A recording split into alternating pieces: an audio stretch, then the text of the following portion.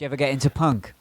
Yeah, I love punk. I mean, I'm not like I don't consider myself a punk rocker, but I've been to a lot of punk rock shows. I actually produced this documentary about the Vans Warped Tour in 2003, and it's an amazing documentary. And I should write a book about just what happened with that documentary because the director went a little crazy. He alienated the tour producer, and so it just the movie really didn't get a proper release. But it's this epic like 10-year glimpse of the Vans Warped Tour, and I spent a lot of the summer, on tour, going to the shows. I also worked for Lollapalooza for a bunch of years. That's a whole other story. But yeah, I have a near and dear affinity for punk music. At least in the live setting, I don't like cruise around town listening to punk usually, but again, I love a lot of punk bands, and yeah, so. You've just blown my mind. Like, I had no idea about that. I've been watching all the interviews I could find with you. Like, is there anywhere on the internet where you can see that documentary? You know what? It used to be on YouTube, and I looked for it the other day, and I wasn't finding it. And I'm going to look again because it was on YouTube, and this is going back I don't know, at least 15, maybe like 2005. It was it was kind of 2006 is when that movie was kind of finally getting done. It was one of these movies where, like, I had been working on Lollapalooza, and there's this great rock doc guy that was on it, and he did this short piece, but then he didn't get taken on the tour. And then the following summer, he called me because he got hired to do this like comparison of a couple bands that were going to be on the Vans tour. It was like he was following like an all girl band. These guys, oh god, what are they called? They're just this like gnarly heavy metal band with mohawks and stuff. I'm spacing their name.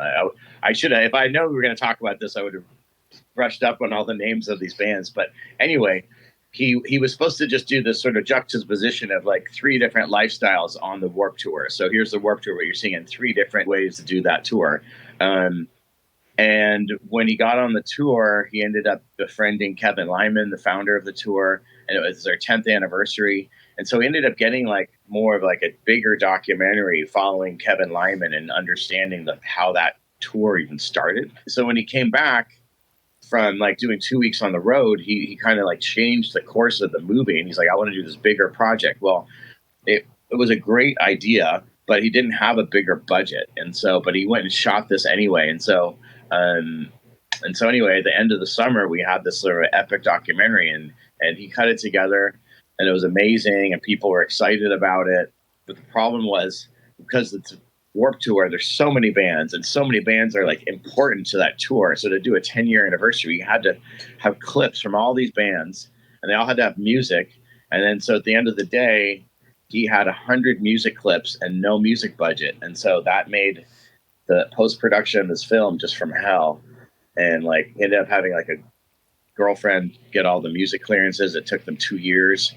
But by the time that was done, he ended up burning bridges with the guys who financed it, and they were friends with Kevin Lyman. And this huge behind-the-scenes drama happened with the filmmaker and the financiers of the film. So film got finished. It was amazing. But then the guys that were all about hated the filmmaker, weren't really happy with them, at least. And so they didn't support the release of it. And I have the DVD of it somewhere. I'll get it for you. It's an amazing movie that like nobody's ever seen. And I'm like super proud of the movie, but I was just super bummed because I was producer on it, but I didn't have control of the movie. This director, he controlled the whole film. It was his baby, and so I could only try to like help him, and I didn't help him enough to get it properly out. And so. But it was an amazing experience, and hopefully that film will get unearthed because he did a really great job on it.